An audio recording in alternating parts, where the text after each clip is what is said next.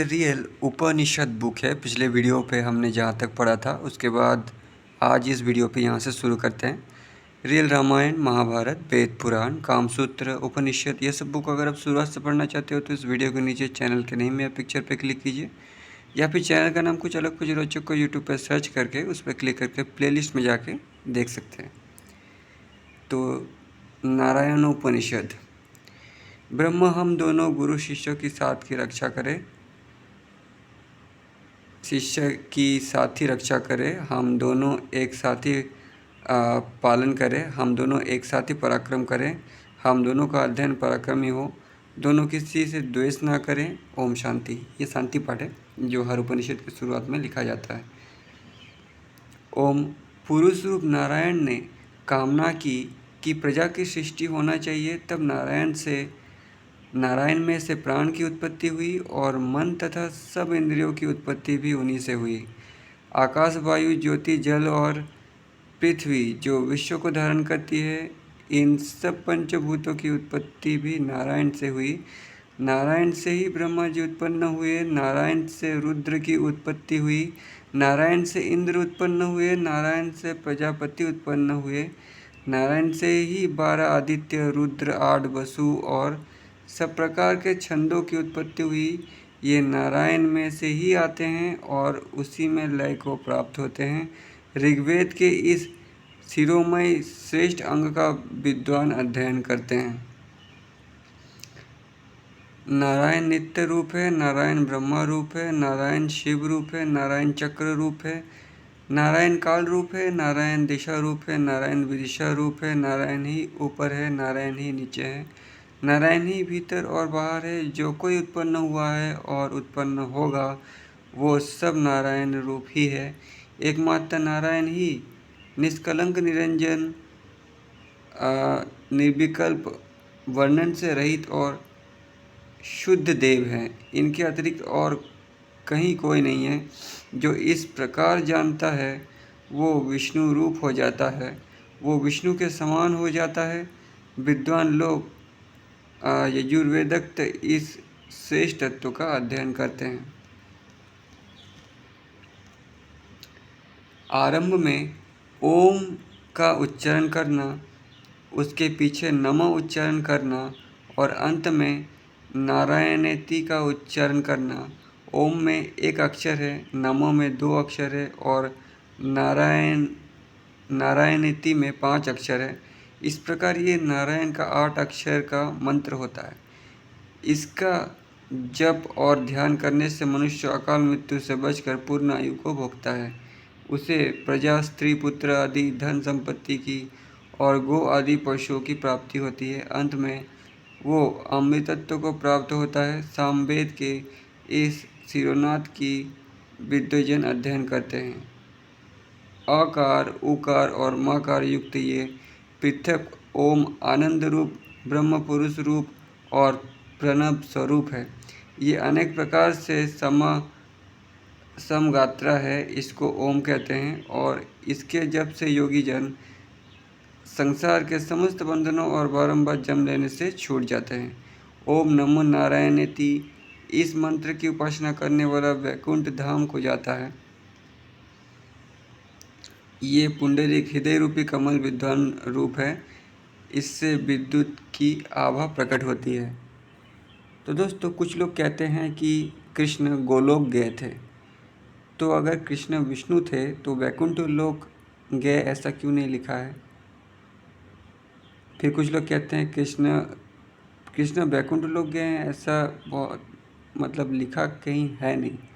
ब्रह्म को ही देवकी पुत्र कहा जाता है, वही मधुसूदन है, वही पुंडरीकाक्ष है और वही विष्णु तथा अच्युत है।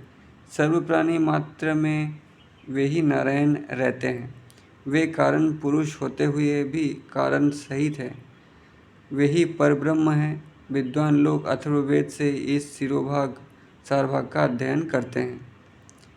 तो जैसा कि मैंने कहा था, मैंने अष्टावक्र गीता में भी कहा था, मैंने वाल्मीकि रामायण में भी कहा था, पिछले सारे वीडियोस में कहा था कि त्रेता युग से पहले लोग आत्मा नाम से ही जानते थे, ब्रह्म नाम से ही सब जानते थे। लेकिन सतयुग के बाद लोग आत्मा को नारायण नाम से जानने लग गए। तो यहाँ पे आत्मा नारायण एक ही बात है, ठीक है। तो इसको समझना चाहिए। लोग यहाँ पे आत्मा की ही बात कर रहे हैं, लेकिन आत्मा को नारायण, क्योंकि तब तक राम का जन्म हो चुका था।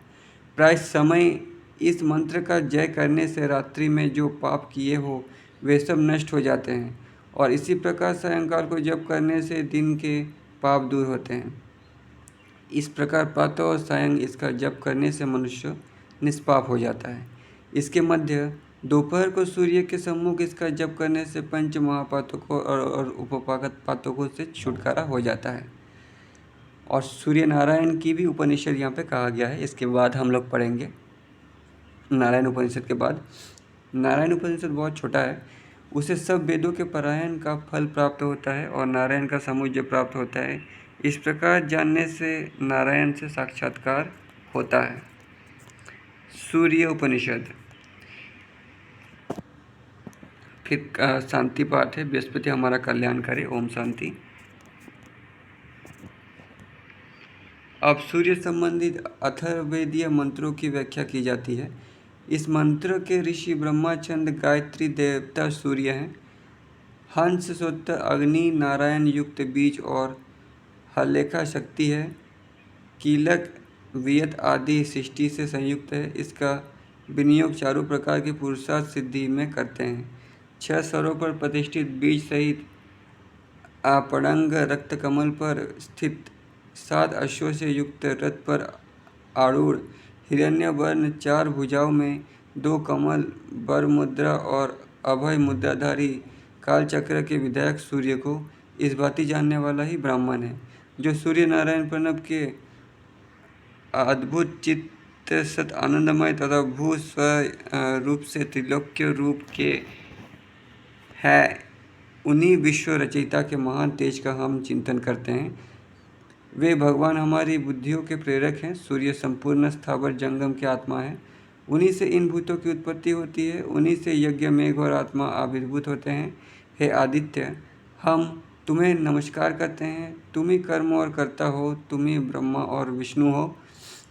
तो मतलब जिस भगवान के बारे में बोला जाता है उसी को सब कुछ बताना ये धर्म है। जैसे अभी नारायण के बारे में बात हो रही थी तो उन्हीं को सब कुछ बोला गया। अभी सूर्य के बारे में बात हो रही है, उसी को ब्रह्मा विष्णु बोला जा रहा है। जैसे महाभारत में हमने पढ़ा था कि सहदेव अग्नि की उपासना करते हैं दिग्विजय यात्रा में, तो अग्नि को ही सब कुछ बोलते हैं, ठीक है। तो चंडिका ने महिषासुर को मारा, तब उन्होंने देवी को ही सब कुछ बना दिया। तो इस तरह से तारीफ करना धर्म होता था। उन्हीं रुद्र और ऋक यजु साम और अथर्व हो। तुम संपूर्ण छंद रूप हो। आदित्य से वायु भूमि जल ज्योति आकाश और दिशाएं उत्पन्न होती है। उन्हीं से देवता प्रकट होते हैं। उन्हीं से वेदों की उत्पत्ति है। लेकिन एक चीज़ जो दोनों में कॉमन है वो है आत्मा ब्रह्म, ठीक है। इसलिए ब्रह्म को उपनिषद में श्रेष्ठ कहा गया है। इसे ब्रह्मांड को आदित्य ही तपाते हैं, वही ब्रह्म है। शिव पुराण में भी शिव यही कहते हैं, आत्मा की पूजा करो। गीता में भी कृष्ण कहते हैं, अष्टावक्र में भी कहते हैं। मेरे ये सारे वीडियोस आप देख सकते हैं पहले। वही अंतःकरण रूप है, वही पांचों प्राण के रूप में प्रतिष्ठित है, वही पंचेंद्रिय के रूप में कार्य करते हैं, वही 5 कर्मेंद्रिय है। ज्ञानेंद्रिय के 5 विषय भी वही हैं। कर्मेंद्रिय के विषय 5 आदित्य ही है। वही ज्ञान विज्ञान से युक्त और आनंदमय हैं। मित्र देवता और भगवान सूर्य को नमस्कार है। भगवान मृत्यु से मेरी रक्षा करो। विश्व के कारण रूप एवं तेजस्वी सूर्य को नमस्कार है। सूर्य से ही सब चराचर प्राणियों की उत्पत्ति होती है, वे ही उनका पालन करते हैं तथा अंत में सब जीव उन्हीं में लीन हो जाते हैं। जो सूर्य है वह ही मैं हूँ। सविता देव हमारे चक्षु हैं। सबके धारण करने वाले सूर्य हमारे नेत्रों को देखने की शक्ति प्रदान करने वाले बने। हम आदित्य को जानते हैं। इस सहस्र रश्मि वाले भगवान भास्कर का ध्यान करते हैं। वे सूर्य हमें प्रेरणा दे। आगे पीछे इधर उधर सब और सविता देव हैं। वे सविता देव हमारे निमित्त सब कुछ उत्पन्न करे। वे हमें दीर्घायु दे। ओम रूप एकाक्षर मंत्र ब्रह्म है। घृणी और सूर्य 2-2 अक्षरों के मंत्र हैं। आदित्य में 3 अक्षर हैं। इन सबके योग से सूर्य नारायण का अष्टाक्षर महामंत्र हो जाता है। इस मंत्र को नित्य प्रति जपने वाला ब्रह्मज्ञानी होता है। सूर्य की ओर मुख करके जाप करने से घोर रोग से छुटकारा मिलता है, दरिद्रता दूर होती है और पाप नष्ट होते हैं। मध्याह्न काल में सूर्याभिमुख जप करने से हाल में उत्पन्न हुए पंच महापापों से मुक्त होता है। इस सावित्री विद्या की कहीं कुछ प्रशंसा ना करें, प्रातःकाल पाठ करने वाले की भाग्य वृद्धि होती है। त्रिकाल जप से सैकड़ों यज्ञों का फल मिलता है। सूर्य के हस्त नक्षत्र पर रहते हुए इसका जप करने वाला महामृत्यु से पार होता है तथा इस प्रकार जानने वाला भी महामृत्यु को लांघ जाता है। भावनोपनिषद शांति पाठ। श्री गुरु जी सर्व प्रधानभूत शक्ति हैं। गुरु शब्द का अर्थ है गु अर्थात अपने अज्ञान को, रु अर्थात अपने ज्ञान से नष्ट कर दे। इन्हीं की कृपा से ईश्वरत्व की प्राप्ति होती है। किस कारण से देह में श्री चक्रत्व सिद्ध होते हैं।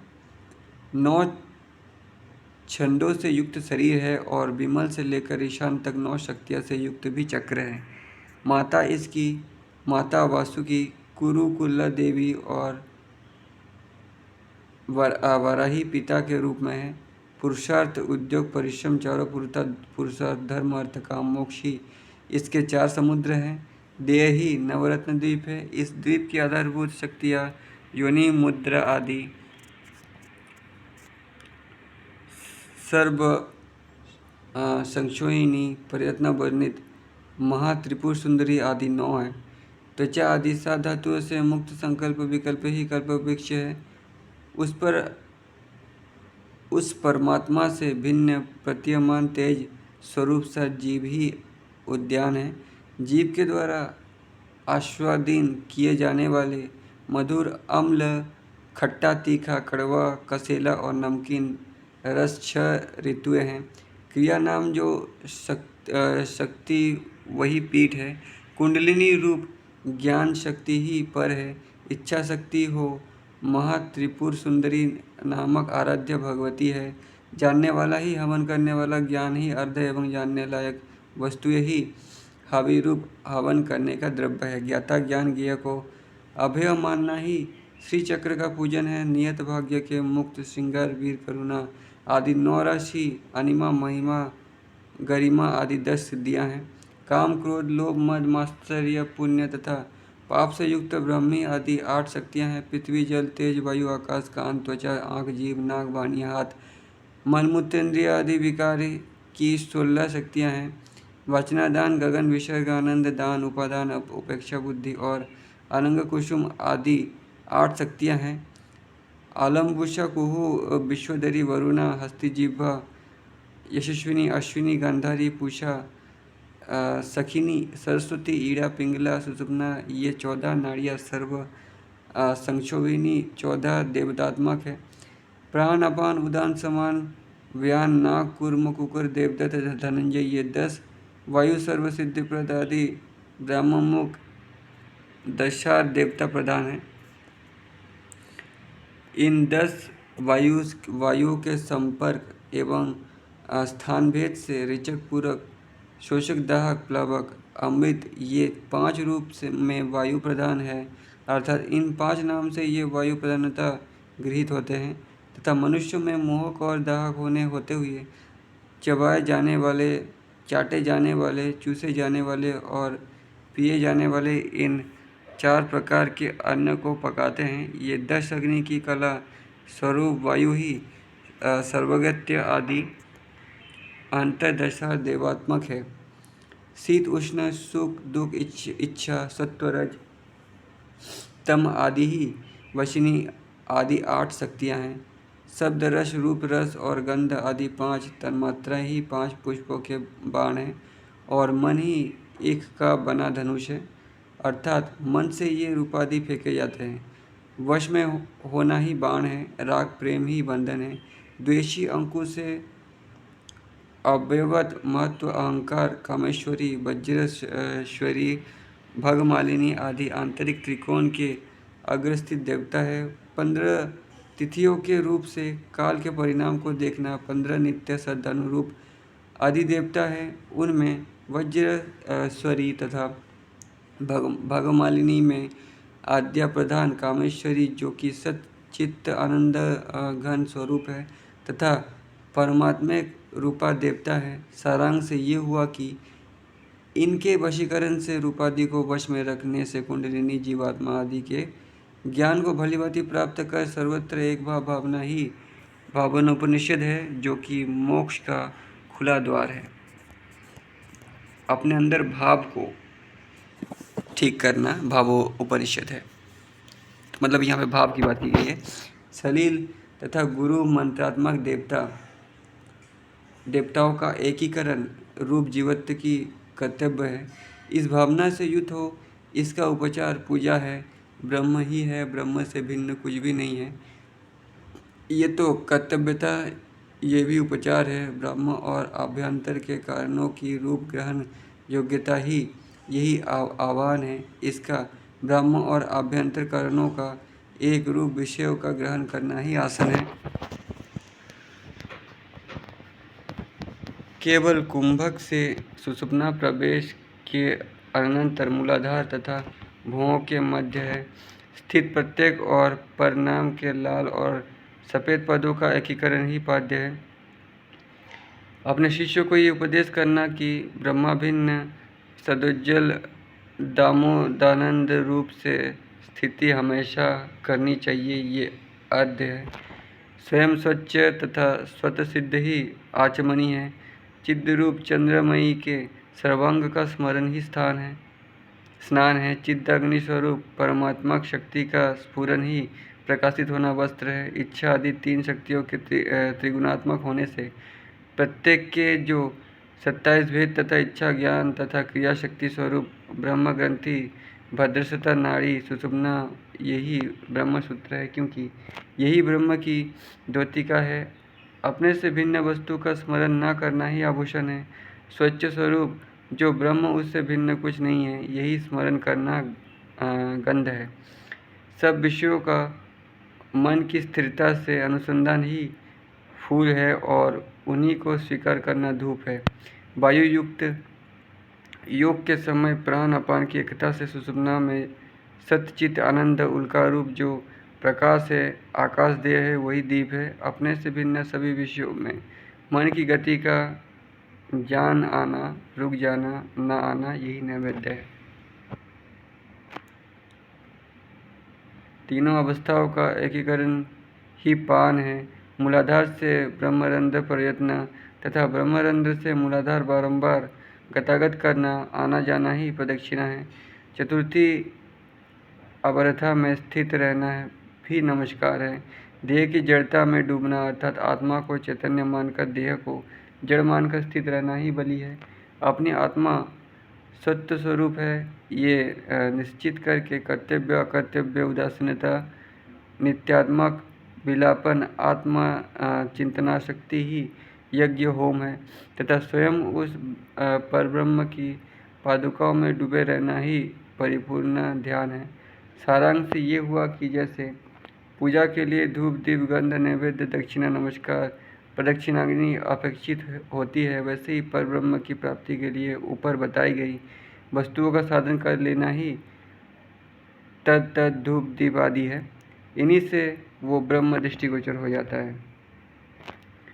इस प्रकार 3 मूर्तभी भावना पर जो रहता है वो जीवन्मुक्त होता है, वो ब्रह्मिक स्वरूप हो जाता है तथा चाहे हुए काम बिना यत्न के ही सिद्ध हो जाते हैं और वही शिव योगी कहलाता है।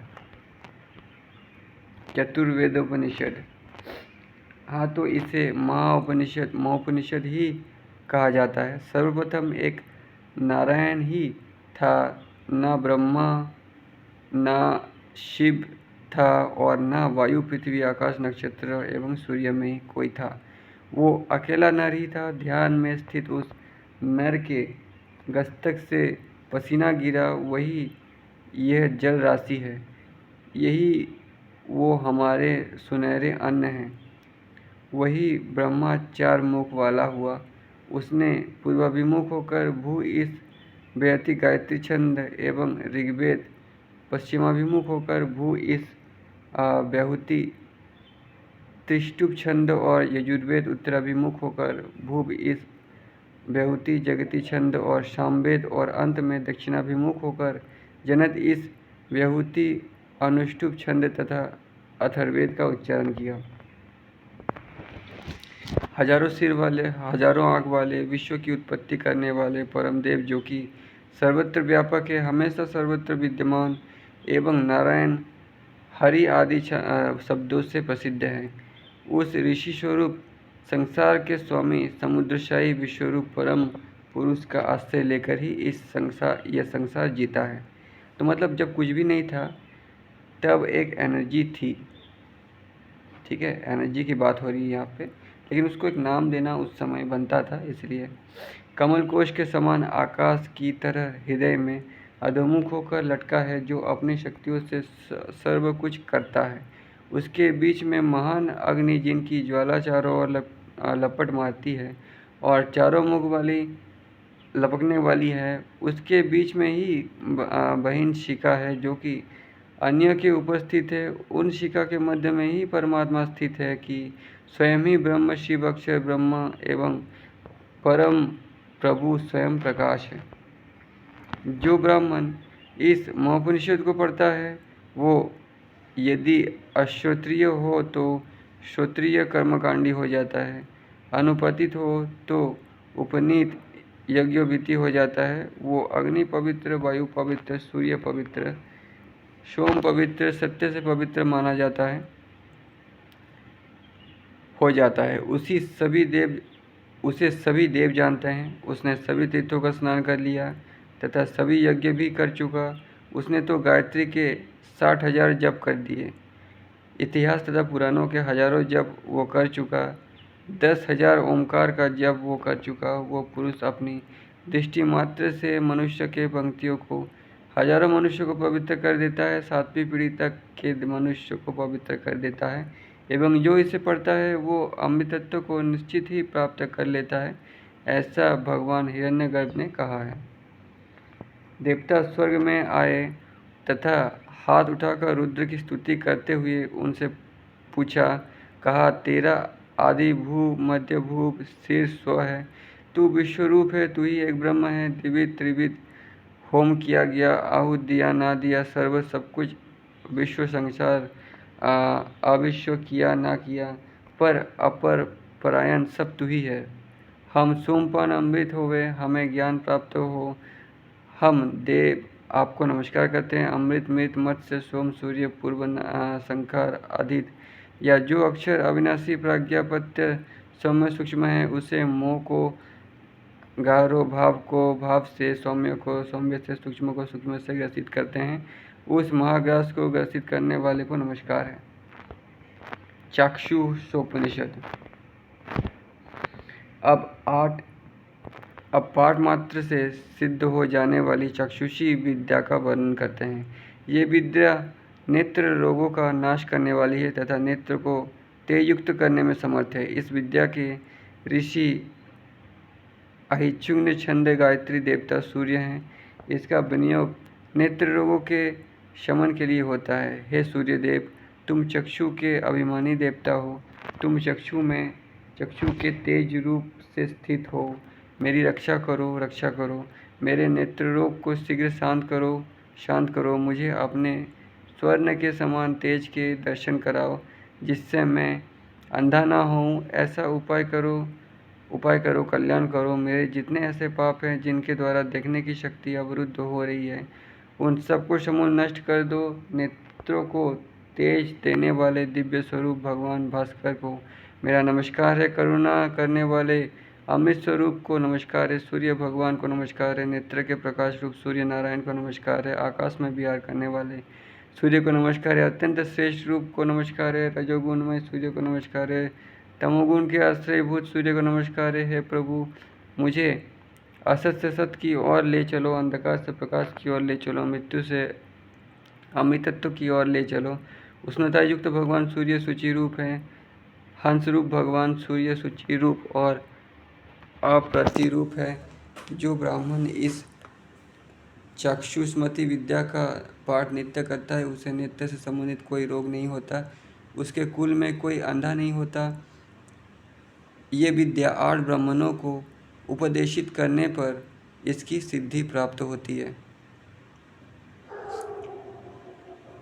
जो भगवान सूर्य सच्चिदानंद रूप है तथा वो विश्व जिनका रूप है, जो सबको जानने वाले अपनी किरणों से सुशोभित है, जो ज्योति स्वरूप हिरण्यमय जगत के उत्पत्ति स्थान पुरुष रूप में तपने वाले हैं, उन प्रचंड तेज वाले सूर्य नारायण को हम नमस्कार करते हैं। ये भगवान सूर्य संपूर्ण प्राणियों के सामने प्रत्यक्ष उदय को प्राप्त हो रहे हैं। 6 प्रकार के ऐश्वर्य से संपन्न भगवान सूर्य को नमस्कार है। उनकी प्रभा दिवस को भार भाविनी है। हम उन सूर्य भगवान के लिए श्रेष्ठ आहुतियाँ देते हैं जिन्हें मेघा से आशक्त प्रेम है। ये ऋषिगण श्रेष्ठ पंखों वाले पक्षी के रूप में भगवान सूर्य के समीप जाकर निवेदन करने लगे, भगवान इस अंधकार को दूर करो, हमारे नेत्रों को प्रकाशमय करो। हम सब प्राणी तमोमय बंधन में पड़े हुए हैं, हमें अपने दिव्य प्रकाश प्रदान कर मुक्त करो। पुंडरीकाक्ष को नमस्कार है, पुष्करेश्वर को नमस्कार है, अमलेश्वर को नमस्कार है, कमलेश्वर को नमस्कार है, विश्व स्वरूप को नमस्कार है, भगवान महाविष्णु को नमस्कार है। तो यहाँ पे सूर्य को ही महाविष्णु कहा जा रहा है। कली संकर उपनिषद शांति पाठ।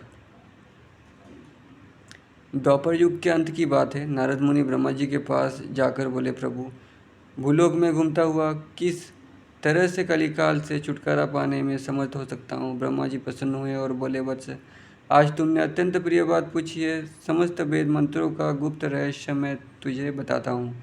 कली के दोषों को नाश करने का उपाय भगवान आदि पुरुष नारायण के पवित्र नाम और उच्चारण करना है। नारद जी ने वो नाम पूछा जिस पर ब्रह्मा जी ने कहा, क्योंकि कलयुग में इंसान की जो मानसिक नॉलेज का स्तर है वो बहुत कम हो जाता है। वो ब्रह्म को, आत्मा को नहीं मान सकता। उनको एक फेस, 2 हाथ पैर, एक शरीर चाहिए होता है जो कि वो कल्पना कर सके। ठीक है, इसी और ये बात भगवान भी जानते हैं, ऋषि भी जानते हैं, इसलिए ऐसा लिखा गया है। कली के पापों को ये 16 नाम नाश करते हैं। वेदों शास्त्र में भी इससे अच्छा उपाय दिखाई नहीं देता। इसकी सहायता से 16 कलाओं से संपन्न जीव के पर्दे फट जाते हैं। कृष्ण भी गीता में इसीलिए आत्मा के बारे में कहते हैं, फिर वो अपने बारे में कहते हैं। तभी उस परब्रह्म का वास्तविक स्वरूप साफ साफ भाजने लगता है। जैसे बादल के चले जाने पर सूर्य की किरणों का प्रकाश आ जाता है। इस पर नारद जी ने जप की विधि पूछी। ब्रह्मा जी ने उत्तर देते हुए कहा कि इसकी कोई विशेष विधि नहीं है। पवित्र या अपवित्र जिस हालत में हो इसका जप किया जा सकता है। इसके जप करने से चारों प्रकार के शोलक के समीप्य, सारूप्य, सायुज्य मुक्ति प्राप्त होती है। साधक इस मंत्र के 3.5 करोड़ जप के पश्चात ब्रह्म हत्या के दोष से निवृत्त हो जाता है। वो वीर हत्या के दोषों से छूट जाता है, सोने की चोरी के दोष से मुक्त हो जाता है, मनुष्य, देवता और पिता के प्रति किए गए अपकार के पाप से भी मुक्ति प्राप्त कर लेता है। सब धर्मों को छोड़ने के दोष से तुरंत ही छूट जाता है, शीघ्र ही निवृत्त हो जाता है। ये उपनिषद है। तो यहाँ पे उपनिषद का लास्ट चैप्टर जो था साधना खंड का, वो ख़त्म होता है।